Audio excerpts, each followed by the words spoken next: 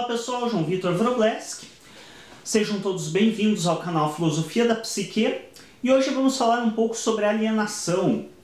Então é uma coisa já meio habitual das pessoas utilizarem essa palavra, é bem comum a gente ouvir as pessoas usando essa palavra.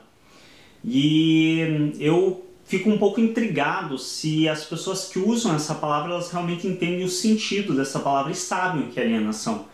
Porque a gente sabe que é muito comum aí que as pessoas elas façam uso de palavras, no senso comum elas façam uso de palavras que são termos geralmente da filosofia ou da ciência e que são termos que têm um significado específico, derivam um conceito.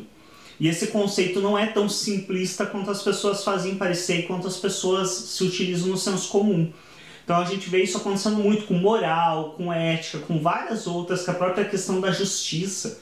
Se a gente for analisar a justiça em um contexto mais complexo, a gente vai ver que a justiça é uma coisa muito ampla, que diverge muito dependendo do ponto de vista que você veja, e que lei e justiça não tem nada a ver, não tem praticamente relação nenhuma, porque a maioria das leis não são justas, e a maioria do que é justo não está na lei e é uma mistura gigantesca. Então, se for analisar, vários desses conceitos são utilizados no senso comum, a gente vai ver que eles são utilizados de uma maneira muito superficial e muitas vezes errônea.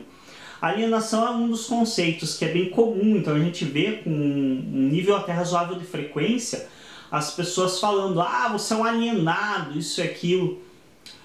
Eu dou uma dica, assim, quando alguém te chamar de alienado, a primeira coisa, você olha para a pessoa com uma expressão bem séria mesmo, bem modesta. Não, tem muita gente que a outra chama de alienado: não sou alienado, isso aqui. Não, nem se estresse. Você olha para a pessoa com aquela cara seja bem socrático nesse aspecto.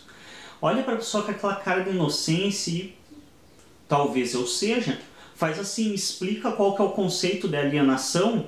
E aí eu te digo se eu sou ou não alienado. Talvez eu seja, eu não sei, não entendo o que é alienação. Me explique o que é alienação. E não subestime a pessoa, pode ser que ela saiba te explicar. Agora, se ela te explicar, tem mais uma perguntinha capciosa para você fazer para ela. Tá, mas eu sei que alienação é um conceito que foi trabalhado por mais de um autor. Você me deu uma perspectiva de alienação. E quais são as outras perspectivas filosóficas? Porque eu não posso dizer que eu sou uma coisa embasado simplesmente no que uma pessoa diz. Eu tenho que ter um conceito da maioria, um entendimento geral para mim te dizer se eu sou alienado ou não. E aí você quebra as pernas de muitos. Porque assim como tem alguns que vão saber te dizer: não, alienação é isso, isso, e você é alienado por isso e isso, tem muita gente que não faz ideia, que a hora que você pergunta o que é alienação, ali você já quebrou as duas pernas da pessoa, porque ela não faz ideia do que é. Ela usa uma palavra que ela vem trazendo no contexto do senso comum, mas que ela não entende o significado e nem faz ideia de onde que surgiu. E como eu disse já anteriormente, a alienação ela é um conceito que ele foi trabalhado por vários filósofos. Porém, quem de longe assim, se destacou na utilização da alienação, na palavra, na utilização do conceito em si, nas definições, na forma de trabalhar ele, de longe Marx assim, se destacou. Então Marx ele se utilizou muito do conceito alienação para falar a respeito em relação às classes. Então o Marx ele defendia que a classe do proletário, que é quem vende a sua mão de obra, era alienada à ideologia, até hoje nós mantemos o sistema capitalista da época, é alienado a quem detém a ideologia de quem detém as formas de produção, os meios de produção, que são os burgueses. Então os proletariados são alienados aos burgueses. E o que é essa alienação que o Marx nos define? Ser alienado é não estar consciente do que acontece. Então é você entender superficialmente algo, acreditar em tudo que te dizem, sem questionar e sem problematizar isso. Vamos ver se eu consigo deixar mais claro. O que é estar alienado à burguesia para o Marx? É aquele sentido de que o proletariado ele aceita, ou seja, os funcionários, todos nós, a grande maioria de nós, aceita aquele discurso de que o trabalho engrandece o homem, de que o trabalho é virtuoso, o homem só é virtuoso se ele trabalhar. Isso é mais do que um discurso de alienação da burguesia. Por quê? Porque a burguesia precisa da mão de obra do proletariado. Então, se o proletariado não trabalhar, a burguesia não se sustenta. Não tem como você sustentar uma grande empresa sem os funcionários dela. Então esse discurso de que o trabalho engrandece o homem, o trabalho enobrece. Eu vi uma crítica recentemente em um vídeo de um professor da USP, o professor Clóvis de Barros, é um cara que tem assim, um discurso bem interessante. E ele brincou até com relação a isso, e é uma coisa que eu já estudei anteriormente, de ver a fala dele, e que realmente a fala dele deixou mais claro ainda essa questão. As pessoas têm essa frase do dito popular, né, que trabalhar enobrece o homem, quando na verdade é uma das frases mais burras que existe, porque enobrecer vem de nobreza, ou seja, da família real ou dos seus consanguíneos ali, então vem dos nobres. Você ou tinha nobreza por descendência da família real ou por compra de título de nobreza.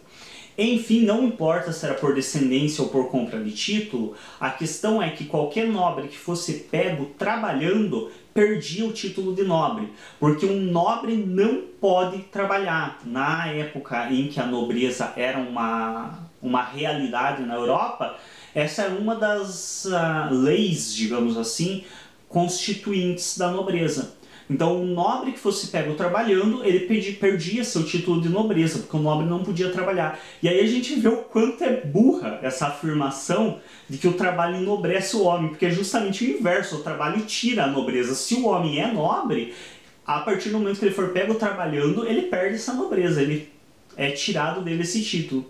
Então, é uma coisa bem contraditória causada. Enfim, não é o foco da nossa temática de hoje. O que é a questão, então, da alienação? As pessoas, elas são tão alienadas hoje que elas acreditam que elas podem chegar no mesmo patamar do seu patrão. Então, o que acontece? Uma pessoa ela trabalha para uma grande multinacional e ela é um funcionário comum, assalariado, que vem de uma família humilde, de uma família média, pode até ser. E ela chega a acreditar que ela realmente, se ela se matar de trabalhar, ela vai conseguir chegar a ter um poder econômico semelhante ao do dono da multinacional na qual ela trabalha. Isso é o maior exemplo de alienação. Por quê? Aí muitos podem dizer, mas tem sim, eu sei de uma pessoa que trabalhou e hoje é um grande empresário, é dono de multinacional. Eu também sei. Eu sinto um monte de gente que ganhou na Mega Sena e ficou milionário, ou ganhou em outras loterias e ficou milionário. Não significa que seja uma realidade, não significa que você ir jogar lá na loteria vai te fazer milionário. Aliás, eu acredito, não fiz estudos a respeito, e até acredito que é um estudo interessante, talvez até eu vá atrás de fazer, uma relação entre o número de pessoas nos últimos anos que ganhou na loteria, enriqueceu ganhando na loteria, e o número de pessoas que enriqueceu trabalhando. E eu tenho quase certeza que se eu fizer essa pesquisa, é muito mais fácil você enriquecer ganhando na loteria do que trabalhando.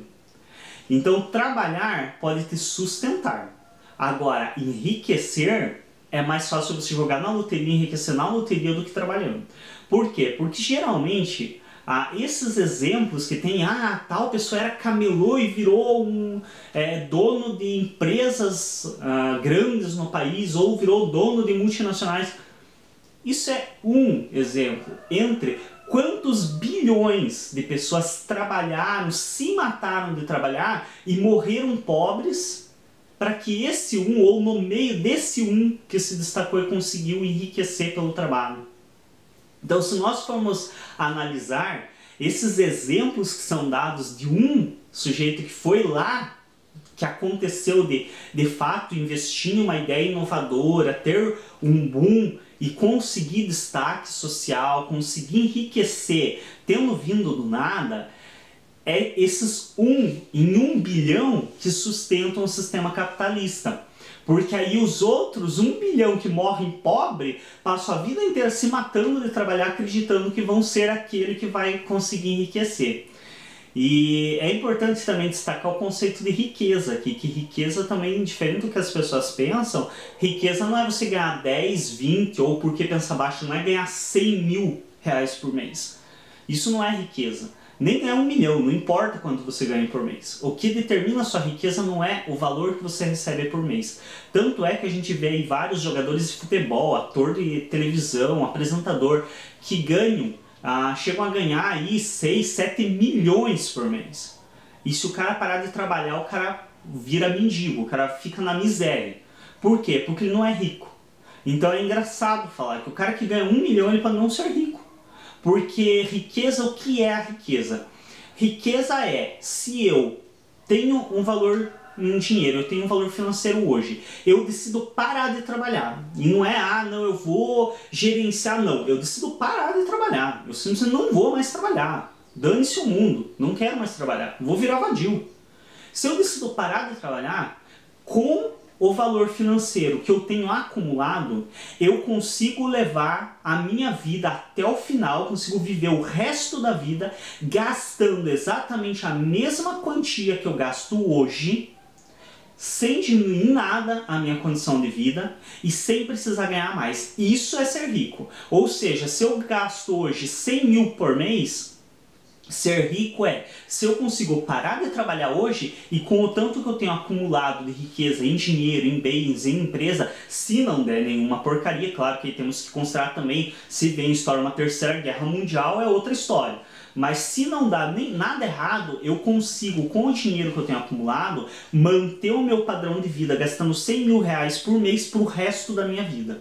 Isso é ser rico. Porque se o cara ganha 100 mil, mas gasta por mês 150 mil, ele não é rico, ao contrário, ele é pobre pra caramba, porque ele tá devendo até o que não tem. E, inclusive, é uma coisa que acontece muito. Então tem muita gente que ganha aí 100, 200 mil por mês, e se perder o emprego amanhã, vai passar por perrengue muito pior do que aquele que ganha milão por mês. Porque aquele que ganha milão, ele já tem uma cabeça formada, muitas vezes, nem sempre, mas algumas vezes tem, e sabe que ele não pode gastar mais, então ele já economiza, se mantém, sabe como controlar os gastos. Se perder o emprego, tem mais ali uns 3 meses de seguro-desemprego que dá para se virar. Então a chance é maior de que esse que ganha 1.000 reais consiga sobreviver por mais tempo e passe menos sofrimento e menos estresse do que aquele que ganha 100 mil. Porque aquele muitas vezes já está acostumado a gastar 150, se ele ficar sem emprego amanhã, ele está devendo tudo e perde casa, perde tudo.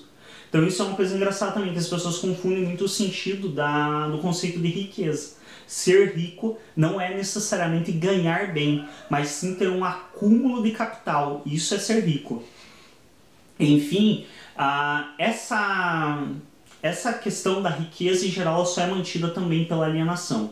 Porque é com as pessoas acreditando que elas vão conseguir enriquecer, vindo do nada, que se mantém pela alienação o capitalismo, o sistema que nós estamos inseridos.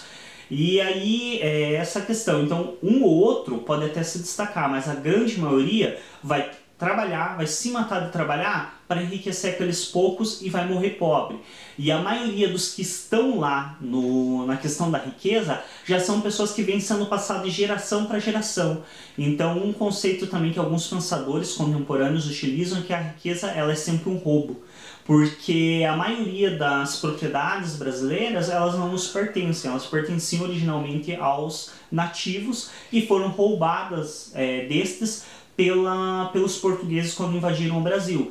E isso foi sendo passado de família para família. Então a maioria das famílias que tem poder hoje, que tem dinheiro, são famílias que já vêm de um contexto onde os seus antepassados roubaram essa riqueza de outros, ou ganharam essa riqueza muitas vezes de maneira ilícita, por apropriação, por leis próprias que criaram para legalizar esse tipo de roubo.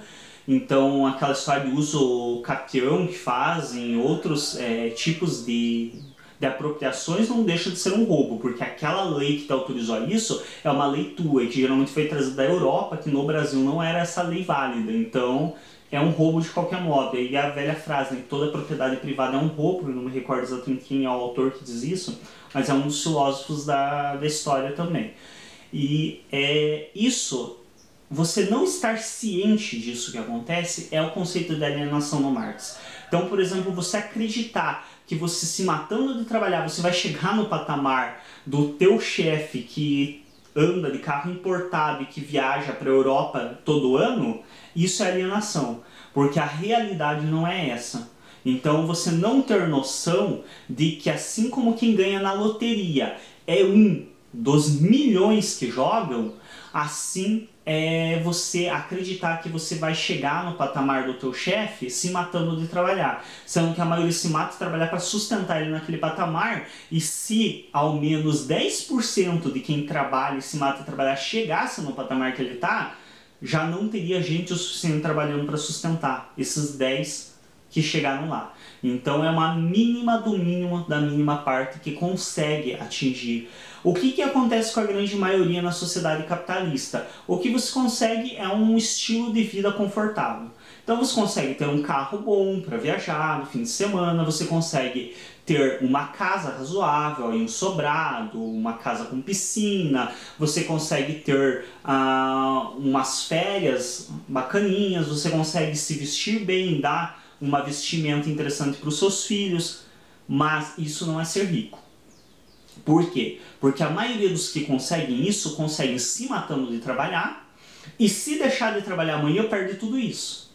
Então você não tem aquela questão de que se você parar de trabalhar, você vive o resto da vida assim, com o teu carro, com a tua casa com piscina, não. Se você parar de trabalhar, até o final do ano, você já não tem mais carro, não tem casa com piscina, e se duvidar, não tem nem roupa para vestir mais. Então, isso é a grande alienação da sociedade atual, que ela confunde você ter um padrão de vida razoável com você ser rico. E ela se mata de trabalhar para enriquecer poucos, acreditando que ela vai chegar nesse patamar de riqueza. E aí o que alguns dos pensadores contemporâneos, um deles eu já citei, que é um grande professor que atualmente também fala um tanto a respeito disso e é bem eloquente ao falar, que é o professor Clóvis de Barros, o que eles nos trazem a respeito do capitalismo. Então, o capitalismo é ruim, tem que ser derrubado, que nem Marx pregava. Depende. Eu, pessoalmente, na minha opinião pessoal, não vejo nada melhor que o capitalismo atualmente. Socialismo, que o Marx pregava, para mim, está longe de ser melhor. Para mim, o capitalismo é você sustentar uma grande maioria em uma pobreza e alguns em um nível um pouco melhor de vida, ou poucos em um nível top mesmo, de serem ricos, e a grande maioria vai permanecer na pobreza.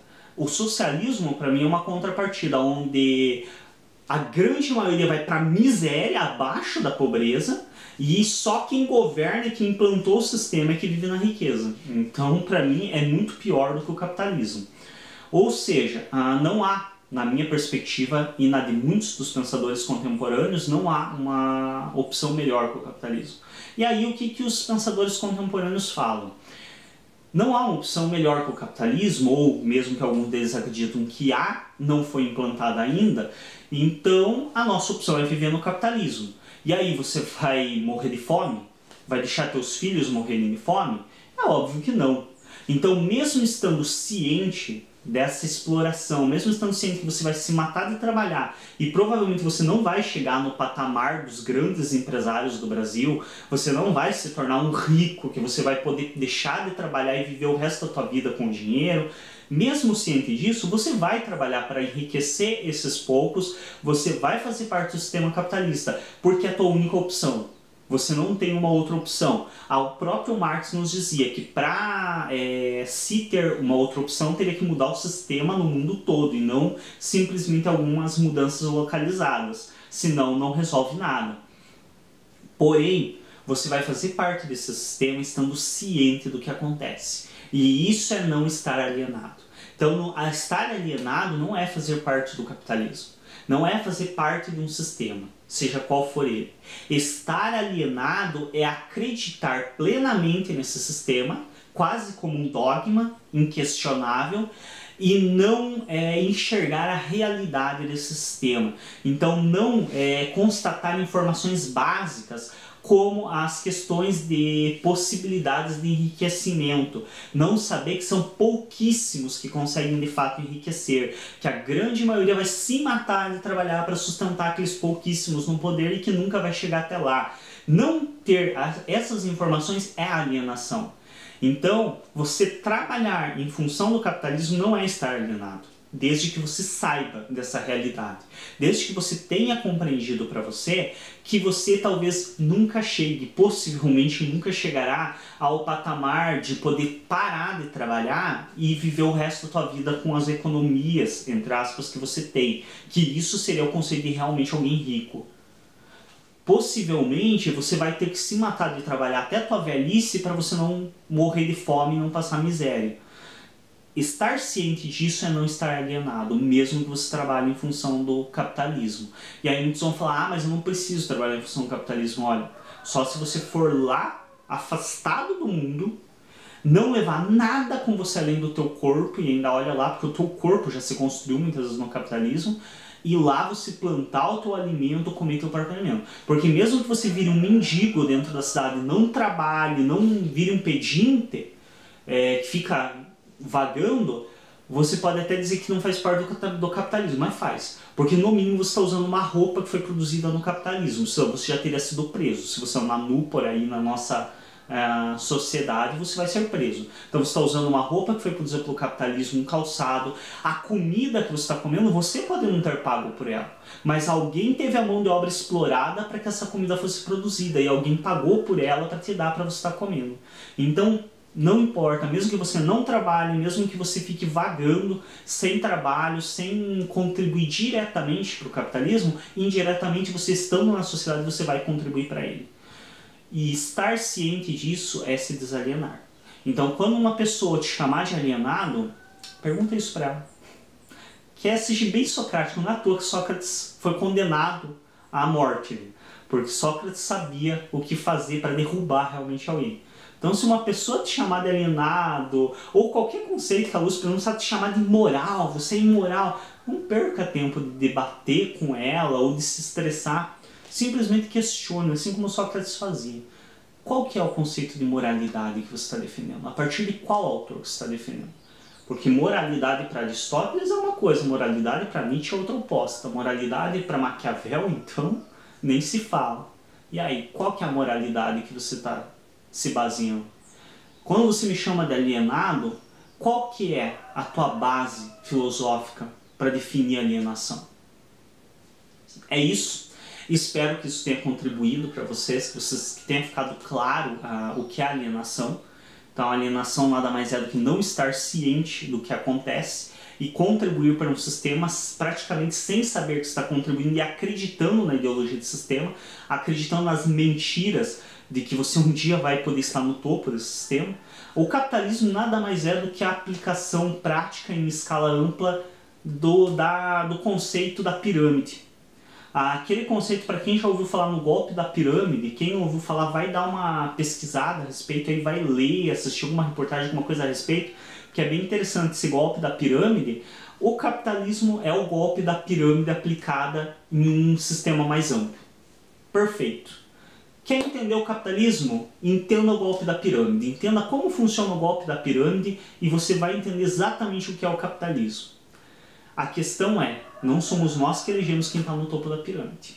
Essas pessoas já estão lá há muito tempo e isso vai passando de geração em geração e a base da pirâmide nunca vai se deslocar até o topo. Alguns que consigam se deslocar é um mínimo quase insignificante. Representa uma ridícula parte do todo. Obrigado a todos pela atenção e até o próximo vídeo.